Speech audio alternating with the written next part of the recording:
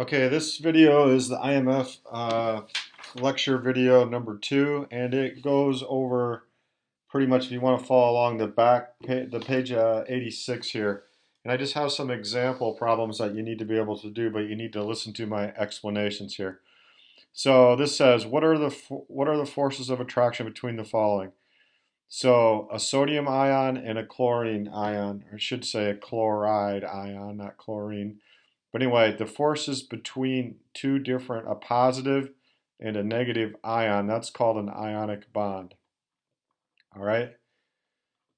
A water molecule, okay, so that's a polar molecule, and a chlorine ion.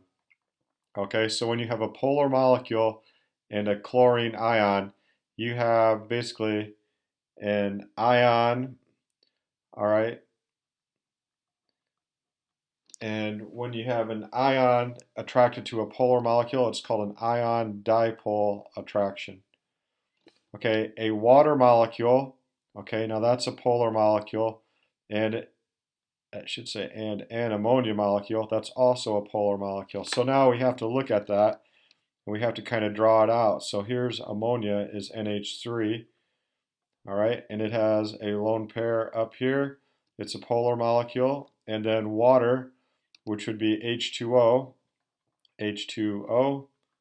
And then if we kind of drew the molecules like this, like I put a kind of a barrier around them, and then I look at the charges on them, and so the oxygen is negative, this hydrogen end down here is positive, and this hydrogen parts of the ammonia are positive, and this part's negative. So basically what would happen is an ammonia molecule would be attracted to a water molecule. So here we go. It's going to be attracted like this. So the negative end of the ammonia molecule will be attracted to the positive end of a water molecule. And so there's going to be a force of attraction right there.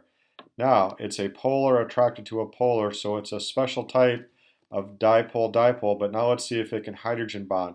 So to hydrogen bond, we have to have what's called a hydrogen sandwich between molecules of F, O, or N. So let's see.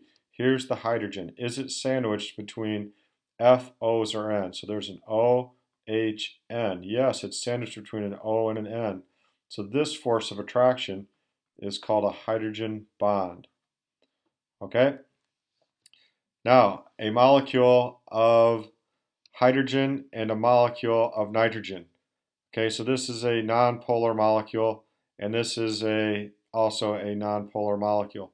So, because they're both nonpolar, the only types of forces that they have are London dispersion forces. Oh, and that just made me remember something. I can't believe I forgot this.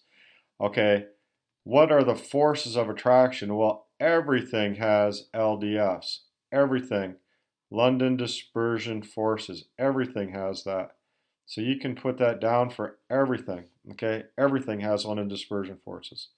Well, so a molecule of HBr, well, we don't even know. We know it has LDFs, and everything has LDFs. Oops, LDFs. Okay, I almost forgot those.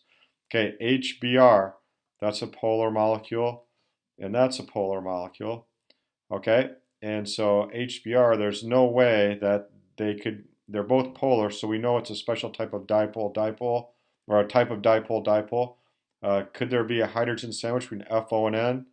Well, no, because there's no F, O, or N in this thing.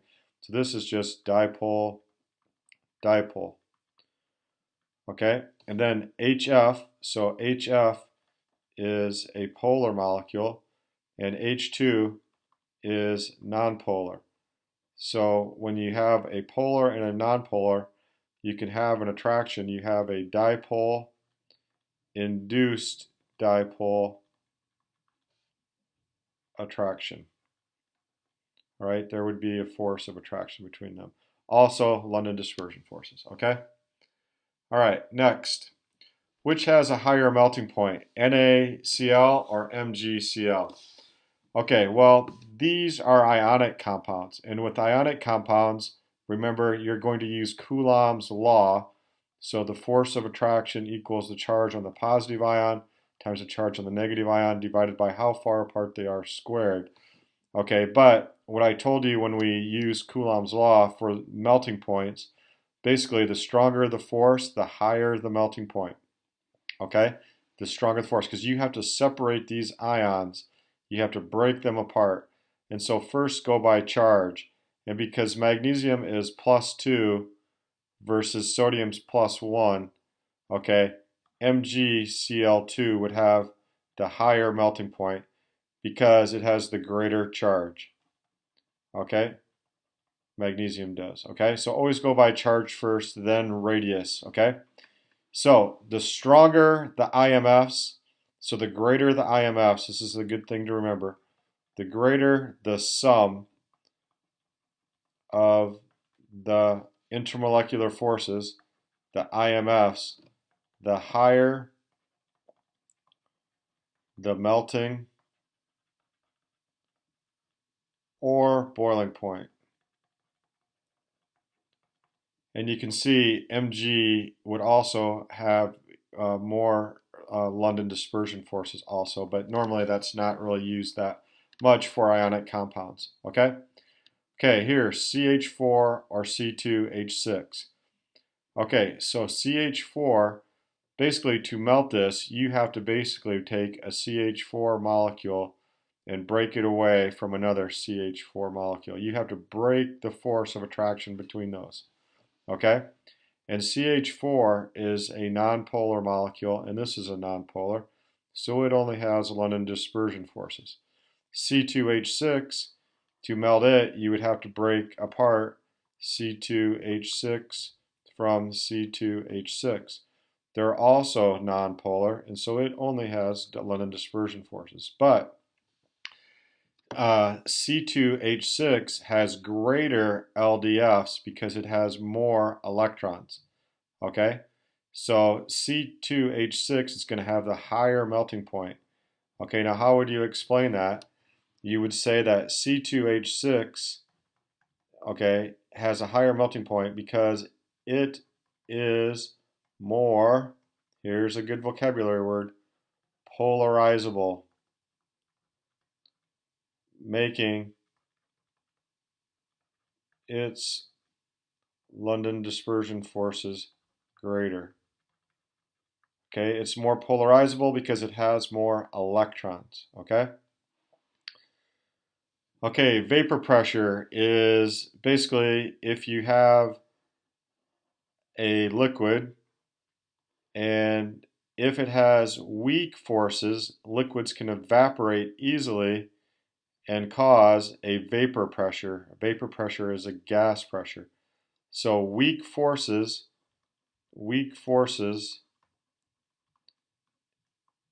equals high vapor pressure. So the weaker the force, the higher the vapor pressure. So this is asking which is going to evaporate easier, basically is what it's going to say. And so to evaporate, like if you have an H2, to make it evaporate, you have to take an H2 liquid, which is held together only by these LDFs, and basically you have to break that force apart so it can turn into a gas. So anyway, H2 only has London dispersion forces, whereas H2O has more London dispersion forces and it can also hydrogen bond. So its forces are stronger. Okay, H2O has stronger forces. Okay, so what's going to happen is hydrogen gas, then the H2 is going to have the higher vapor pressure, so which has the lower vapor pressure? Okay, the one with the stronger IMFs, water. Okay, so identify the IMFs in each substance and explain why wax has, which is a nonpolar molecule, has a higher melting point than water. I forgot my parenthesis here. Okay, so here's wax, C40H82. Okay, it's a nonpolar molecule, and so it has only London dispersion forces.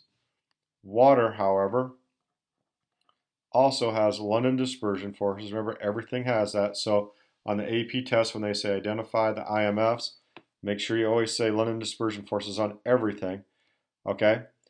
And so, but this one also has hydrogen bonding.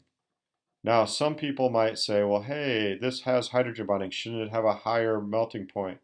Okay, but you know it doesn't. If you've ever looked at wax, it's a solid at room temperature where water is already melted and it's a liquid. So what can explain that? Okay, explain why. And here's why. And this is a common type of AP question. Okay, the reason that wax has a higher melting point is because the sum of the London dispersion forces in C40H82 must be greater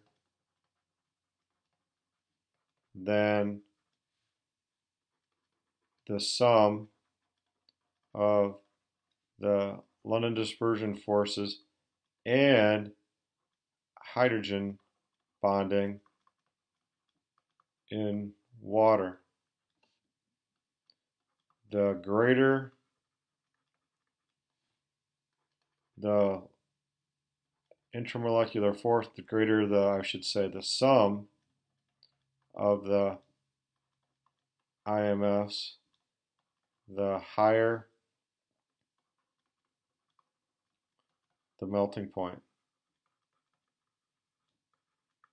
That's why wax's melting point is higher, because these all together, the London dispersion forces all together, must be greater than the London dispersion plus hydrogen bonding forces in water. Okay, identify the forces in each substance. Display why octane has a higher vapor pressure than water. Okay, octane is in gasoline. You've probably noticed that. And so octane is non-polar and water is polar. Okay, and so octane, C8H18, only has London dispersion forces, whereas water has London dispersion forces and it can also hydrogen bond. Okay, remember, higher vapor pressure means weaker forces. Okay, basically the forces in octane are weaker. That's why it has a higher vapor pressure. That's why it evaporates. If you've ever noticed, if you spill both on the ground or on your hands, gasoline evaporates much quicker than water. Okay, why? Because it has weaker forces. So what you would say on this one, the London dispersion forces in C8H18 octane must be weaker than, we'll just call it the sum of the LDFs and hydrogen bonding in water. Okay, the weaker the IMFs, I should say, with the weaker the total, I don't know if that's a good word, the weaker the total IMFs in a substance,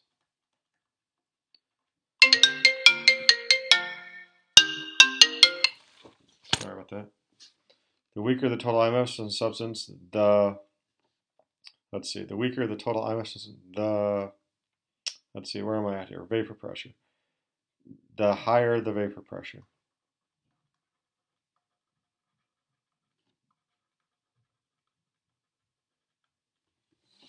Okay, so that's an important thing to know with vapor pressure. Basically, things with weaker forces have higher vapor pressures. Stronger forces keep them in the liquid state, and they're not as able they're not able to evaporate as easily. So anyway, all right, that's it for the video. Now you need to try the AP questions that I'm going to assign you. That's it.